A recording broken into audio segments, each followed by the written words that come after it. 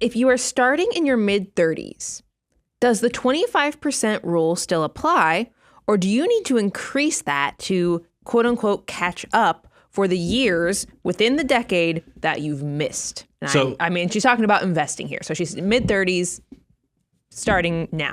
They will correct me, but Brett and I have a mental block on it. If you just go to moneyguy.com/resources, it's not titled "What Will 25% Do for You?" What's it titled? Come on, Megan. How much should you save? How much should you save? For the love of all things, can we eventually name it so that we can search it off? 25% there it is. How much you need to save? We even have something we pulled up on the screen. Britt, if you go ahead, I love the cross-reference on this because it lets you see where you are, what your age is, what your savings rate if you started at those ages, and you'll quickly see. Now, that doesn't mean, because more than likely you have something. But you can triage it, but it at least gives you a head start to know if you're behind the curve, ahead of the curve, or right where you need to be. And then I'll let Bo share after this, but you can also go to learn.moneyguy and do the Know Your Number course, and that will definitively answer that if you're ahead of the curve or behind the curve. That's what I was going to say. Sorry. No. What I was going to say is it depends, right? Like in your mid-30s, if you're just now figuring this out, do I need to save more than 25%? Well, ultimately, it depends on what your goals are. When do you want to retire? Are you going to retire at age 65? Are you working in a profession that has a pension or some other sort of guaranteed income when you retire?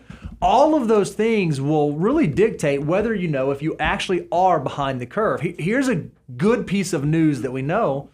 30 is still young. Mid-30s is still young because you still have time on your side. And we talk about the 3 ingredients of wealth creation: discipline, money, and time. We know that time is probably the most valuable, the most important one. And when you're in your mid-30s, you still have an abundance of time at your disposal. So there's a really good chance if you just start saving 25%, you're still going to be able to live the life you want to live on your terms on a normal retirement timeline. Now, obviously, if you want to retire early, or maybe you have bigger goals, like you want to have a vacation home, or you want to travel, or you want to increase your lifestyle, or whatever, additional savings may be required. But you have to triage where you are presently today and then what the finish line looks like to determine, am I actually behind, or am I where I need to be and I just happen to be at the starting blocks, and it's okay to be at the starting blocks? Because I think maybe now more so than ever, there are a lot of people who just figure this out in their 30s. Yep. I mean, we love the idea. If you're a 20-year-old and you know that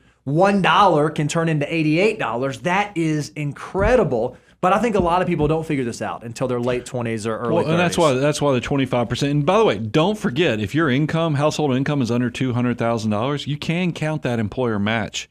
We've had very successful couples come on Making a Millionaire, and you find out that they only saved 18%, not counting the employer match. And then you're like, well, wait a minute, that employer match really boosted it up as well. So it all works together.